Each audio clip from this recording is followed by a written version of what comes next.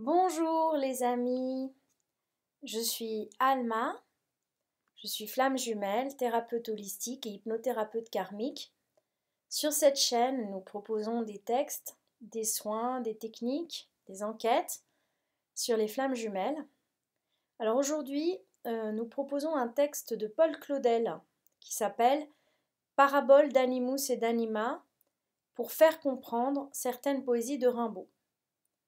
C'est page 27-28 de la Pléiade, dans Position et Proposition. Alors je lis.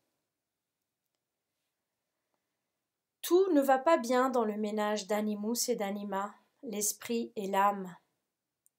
Le temps est loin, la lune de miel a été bientôt finie pendant laquelle Anima avait le droit de parler tout à son aise et Animus l'écoutait avec ravissement. Après tout, n'est-ce pas Anima qui a apporté la dot et qui fait vivre le ménage? Mais Animus ne s'est pas laissé longtemps réduire à cette position subalterne. Et bientôt, il a révélé sa véritable nature, vaniteuse, pédantesque et tyrannique. Anima est une ignorante et une sotte. Elle n'a jamais été à l'école. Tandis qu'Animus, c'est un tas de choses. Il a lu un tas de choses dans les livres. Il s'est appris à parler avec un petit caillou dans la bouche. Et maintenant, quand il parle si bien que tous ses amis disent qu'on ne peut parler mieux qu'il ne parle.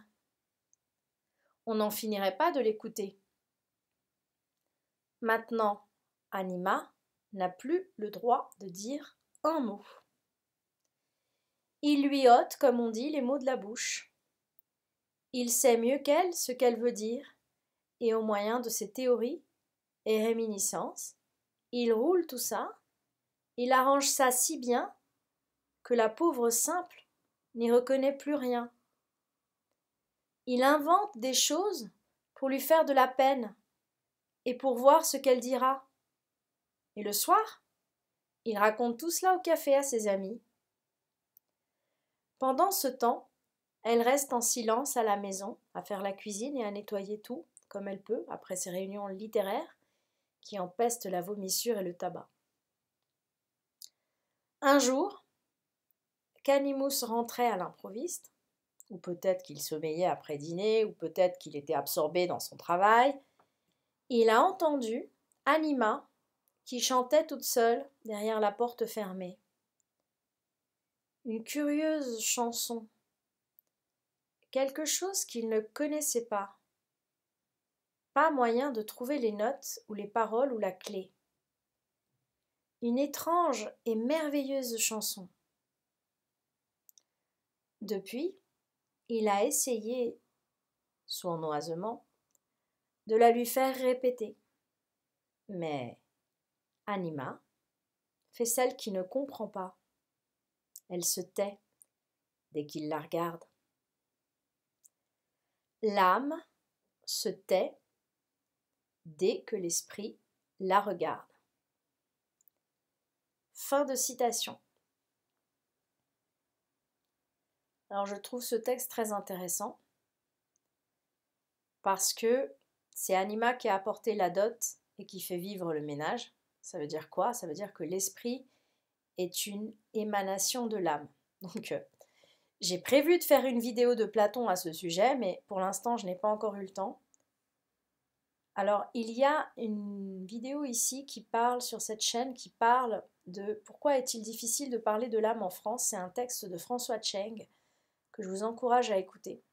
Donc l'esprit, qui est une émanation de l'âme, devient très arrogant et veut se mettre au-dessus. La raison veut se mettre au-dessus, elle a des arguments, elle a des preuves, elle a des citations, elle a des références, elle a tout ça. Anima, elle n'est jamais allée à l'école. Elle, ce qu'elle sait, c'est par l'expérience. C'est l'intuition, elle a des révélations. Alors l'esprit veut se mettre au-dessus. Bon, ce que le texte dit, la dernière phrase, c'est « l'âme se tait dès que l'esprit la regarde ». Et inversement, pour qu'elle puisse parler, pour qu'elle puisse s'exprimer, il faut faire taire l'esprit. Alors comment est-ce qu'on fait taire l'esprit? Tout simplement en méditant. Alors la méditation, c'est pas quelque chose de compliqué. Il ne s'agit pas d'aller en haut d'une montagne, de s'enfermer et de rester des heures là-dedans. On peut effectivement faire ça. Mais la méditation, c'est la contemplation. Mon maître de yoga disait que quand on est très concentré en train de faire quelque chose, ça peut être de la couture, ça peut être de la broderie, ça peut être une peinture, ça peut être de la natation, ça peut être un marathon, ça peut être Zidane en train de jouer au foot avec 100% de sa concentration, ça peut être quelqu'un en train de conduire une voiture pour aller d'un point A à un point B en étant extrêmement concentré dans le présent, dans ce qu'il fait, voilà, pour éviter les anicroches. Eh bien, c'est une méditation. Quand on fait les choses avec tout son cœur, mon maître de yoga disait, c'est une méditation. Donc ce n'est pas compliqué. Alors moi, je vais mettre en ligne, dès que je pourrai, des petites méditations de 70 secondes, où il s'agit pendant 70 secondes. Alors pourquoi 70 secondes? Parce que Abraham dit qu'il faut environ 64 secondes pour que la loi de l'attraction se mette en mouvement.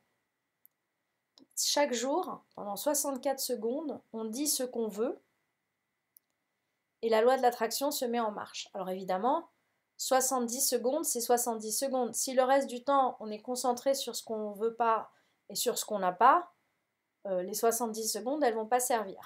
Donc ça, il faut être lucide aussi. Mais quand on a cette confiance en la loi la plus puissante de l'univers et qu'on sait que quand on a passé une commande, elle va arriver et qu'on n'a qu'à se reposer et attendre qu'elle arrive, on n'a pas à regarder dans sa boîte aux lettres tous les jours si elle est arrivée parce qu'on sait qu'elle va arriver. Eh bien, je pense que ça peut être très utile. En tout cas, moi, c'est ce que je fais.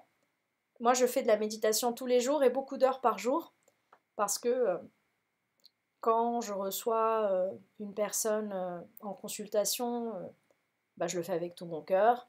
Quand je travaille sur ma chaîne, je le fais avec tout mon cœur. Alors il arrive évidemment que je commette beaucoup de maladresses et que je me dise « Ah non, elle n'est pas bien, cette vidéo, j'ai envie de l'enlever ». Bon, ça m'arrive assez régulièrement. Mais il n'en demeure pas moins que je le fais avec tout mon cœur. Donc c'est une méditation. Voilà les amis. Donc un très beau texte de Paul Claudel que je vous recommande. Et c'est toujours bien d'avoir des références comme ça, des autorités, pour pouvoir s'appuyer sur quelque chose lorsque on parle avec les gens. Surtout en France, où vraiment la Révolution française a traité l'âme comme si c'était un reliquat d'obscurantisme. C'est François Cheng qui dit ça très bien. J'espère que cette capsule vous aura été utile et à très bientôt sur ma chaîne. Donc si vous avez des questions, vous pouvez les poser en commentaire. J'essaierai d'y répondre le mieux possible. À très bientôt les amis.